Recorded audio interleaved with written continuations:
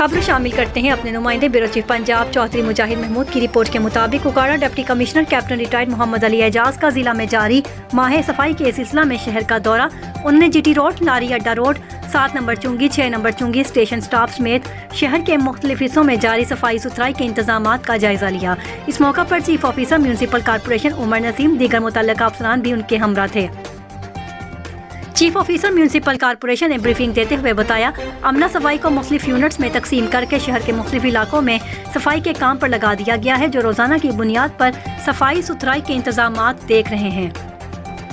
یہ صفائی ستھرائی، نکاسی آب، کوڑا کرکٹ کو اٹھانے میں مصروف عمل ہے۔ Deputy commissioner captain retired Muhammad Ali اعجاز میونسپل کارپوریشن حکام کو ہدایت کی، روزانہ کی بنیاد پر ٹیموں کے ہمراہ شہر کے مختلف حصوں کا سروے کریں، جہاں کہیں بھی صفائی ستھرائی، کوڑا کرکٹ اٹھانے، گٹروں کے مین ہولز پر ڈھکن لگانے کے معاملات نظر آئیں، فوری طور پر ان کو حل کیا جائے۔